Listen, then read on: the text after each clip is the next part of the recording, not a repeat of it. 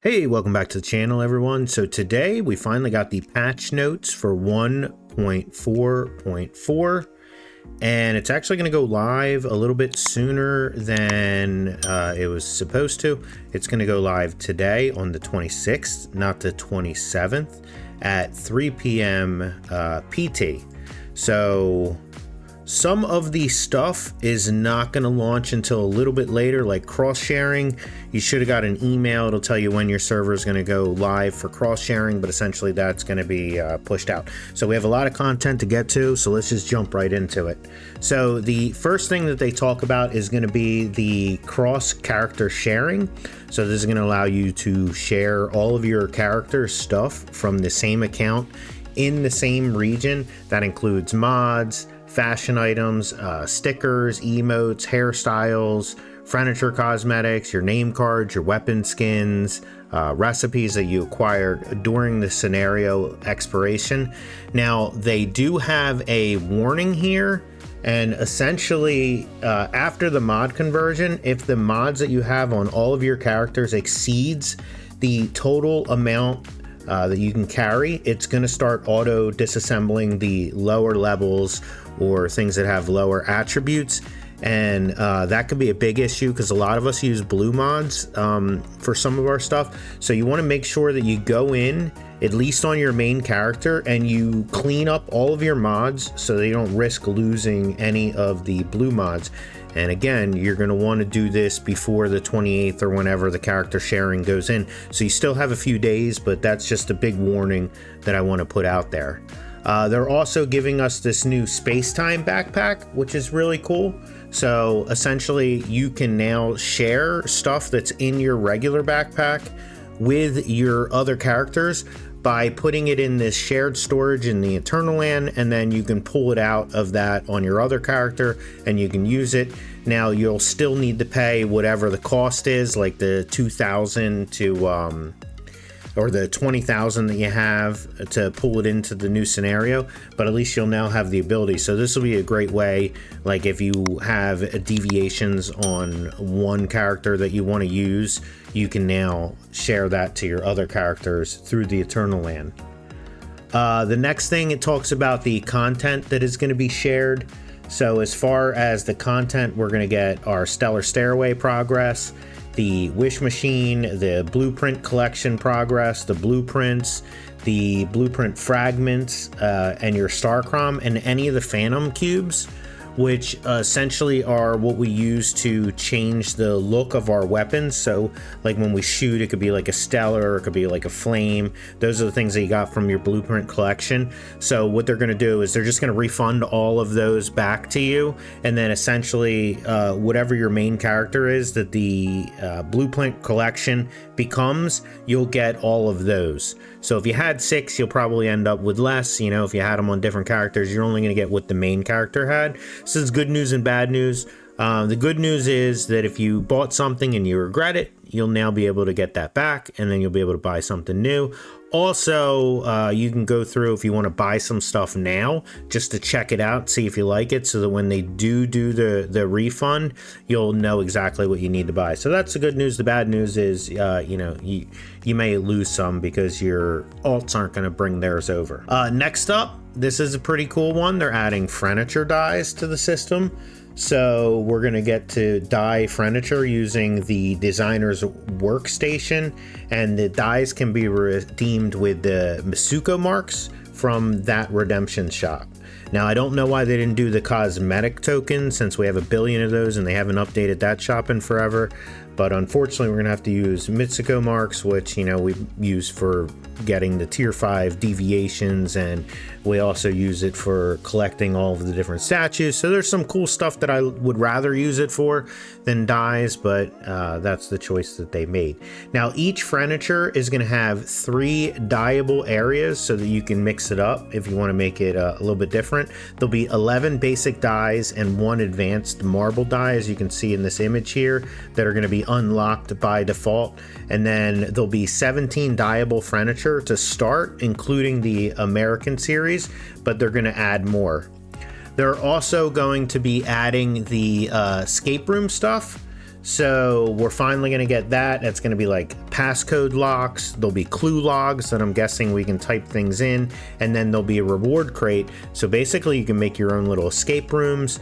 This is something that they talked about in the roadmap. So that's going to be exciting to see, you know, how they go about doing all that.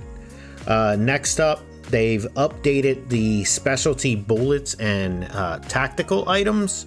So there's going to be new Stardust ingots that you can craft, and they're going to be geared towards deviations for like PvE or humanoids for PvP. They also added a new shield matrix. And let me see if I have this open here. Yep, so you can see right here there's a new shield matrix that they're adding. Essentially that just drops down on the ground and you can stand in it, and basically no damage can come in, but you can still shoot out. Now if there's mobs, they can still walk in, and then once they're on the inside of your shield they can do damage. So that's one of the new things. They also added this new rocket launcher, which basically when you shoot the rocket launcher, you then take control of the missile, so you can aim the missile wherever you want. So that's pretty cool. And then finally they added this new flamethrower, which, I mean, flamethrowers in any game are going to be a ton of fun. So I'm looking forward to that. Going back here, whoop, we have new Memetic specializations. So they're going to be adding red plasma rocket warheads, red plasma grenades, red plasma rounds. Basically, it's going to be to break the shield on the harder difficulties that they're adding to the Prime Wars. And this is just going to allow more people to participate, because not everybody has, you know, the red plasma rockets and things like that. So this will be a nice change, because, you know, the more people, and it may take a lot more people to break the shield in the new apocalypse modes that they're going to be adding to the game, which we'll talk about later. There's going to be a new crisis event, which they really didn't give us any information on. It's called Paradox Space. So I've put a little picture here. That's going to be cool. There's going to be new events to earn rewards. So you can see here, it's called the Chrono event, and we're going to get a chance to win this backpack, the vibrant paint, which kind of looks like the General Lee, which is kind of cool, Starcrom, the MG4 skin, and we've had a skin similar to this for other weapons, the Wasteland Sheriff outfit. And I feel like this has been in the shop before, but now we're going to get it, so that's cool. It says that the initial Chrono badge allocation, so we're going to be getting Chrono badges, is going to be based on your past scenario settlement data for all your characters. So scenarios that are ongoing or where your character didn't reach 20 by the time the settlement are not going to be included, but due to the volume of the data involved, minor miscalculations may occur. So they just said thank you for understanding. But essentially, it sounds like we're going to get points for things that we've done in the past. So the longer your character's been active, the more, you know, scenarios you've been through, you'll get more Chrono badges. And then I guess that continues to go forward. And then as you go through, you'll start to unlock this. I don't know if this is like every time you've completed it, scenario, you get a level. We'll have to see how that works actually once we get in there. So these will be things that we get now, and we can also work towards in the future. So that's pretty cool. The next thing is the Crimson Moon is going to be adding dyeable furniture formulas, so that's pretty cool. We are in the final phase, so if you haven't jumped into the game yet, you might want to jump in, because there's some great cosmetics that you can get. Well, not cosmetics, but furniture formulas, as well as very high level deviations. So if you're coming back to the game, now's a good time, because we're in the final phase of the Lunar Oracle. It's pretty fun. The rewards are pretty nice. Like, you can get cool flaming eyes right now and some other stuff. So definitely check that out. And I like that they're continuing to add. So we're going to get some more dyeable furniture formulas. I wonder if it's just going to be red though, because that'll be kind of lame. There's going to be wish machine updates. So the first wish machine set is going to have the bullseye, which everybody loves, the jaws, another great one, the old huntsman with the savior set. So you'll get the savior helmet, pants, and mask. And again, I highly recommend that every time the wish pool comes up, that you gamble and get every single one of them, because this is going to give you a ton of blueprints to upgrade or blueprint fragments to upgrade your blueprints. So definitely every time you see those, you want to knock them all out all the way to the end so that you get those bonuses at the end. This is a great way to level up gear. Even if you don't want like the savior set, those fragments can still be used towards other sets that you do want. So again, highly recommend doing that. After the April 9th, there'll be another refresh. We'll get the Predator, which is a nice gun, Raining Cash, the Oasis mask with the Bastille set. So it'll be the helmet, the gloves, and the boots. They've added some new paid content, obviously. So this is the new loot crate. They had a really cool image of this car in the background on Twitter. It's got like flames coming out of it. So it looks pretty cool, kind of like an old school hot rod. So I like that. I don't like that the stuff costs a lot, but I will at least give them credit that the loot crates are in a much better spot now than they were when the game came out. Usually you can get this, instead of spending like $600, you're probably in for like 100, 150. So much better, still too much. I wish they would do something, but I mean, it's not bad for a game that's not pay to win. Next up, we have some more paid content, the new meta bounties that they've added to the system. Now, again, I haven't been doing these because they're paid. I think this is another thing that probably should have been free to give us some content. But if you are interested into that, know that they are going to be adding some new challenges. Future shop update. So they're going to be adding new doors and windows. So this is pretty cool. Usually this kind of stuff is only like $5-10, so I'll probably buy that, but just a preview of that. So then the next thing, not even going to talk about this, but the next thing is going to be getting rid of the controllers. Now, a lot of people were super mad about losing the controllers because they stated that they were going to lessen the rewards if we didn't have the controllers. And honestly, that's kind of not great because most people didn't use all of the controllers anyway. It was like only a very small amount of people that actually used all the controllers. So essentially, if you lessen the prizes, you were hurting most of the player base. So they've walked that back, and essentially you are going to get full credit and rewards every time you do something in the game that would have required a controller. So I think that's a really great change. So it also says that where controllers were previously obtained from task public events, they're now going to be replaced with stellar planula at a 1-to-2 ratio. So again, that's really good because that's what we use to buy like Starcrom crates and things like that. Now they also, it says that if you've logged in within the last 2 months, you're going to receive a one-time compensation of scenario merit coins based on the character with the most scenario settlements on your account. And then it says refer to the table below for details. Scenario merit coins can be used to redeem keyword suffix mods and self-selection crates and cosmetics at the challenge shop under the scenario challenge. So I know everybody's excited for getting another new currency. They said we're going to reduce all the currencies, and then since then I think they've added like 3 additional currencies. So I'm not sure if there's a translation error between what reduced means in English, because it is not what they're doing. So we're going to get a new one based on how many scenarios you've done. I know a lot of us have done 4 more, so we're probably going to get 50 of these scenario merit coins. And again, we can just use that to buy some suffix mods. So that'll be good. Those are the self-selection ones where it pops up and says, oh, do you want the burn mod, fast gunner, whatever. Resource balancing. So they've updated the resources in the early game and they reduced them in the late game. And by resources, they're talking about energy links, Stardust source, and barreled premium fuel. So I thought it was going to be different resources. I'm glad that it's just those things. Energy links, we get most of that from selling to the vendors. So I'm not really worried about any of that. It is for the Stardust source, I'm not sure how that works. Same thing with premium barrel fuel. So I don't know if that's going to be a net positive or a negative. They've also increased the resources gained in pollution zones, such as the Stardust, but then they lowered their respawn frequency. So I don't know if that's going to even out.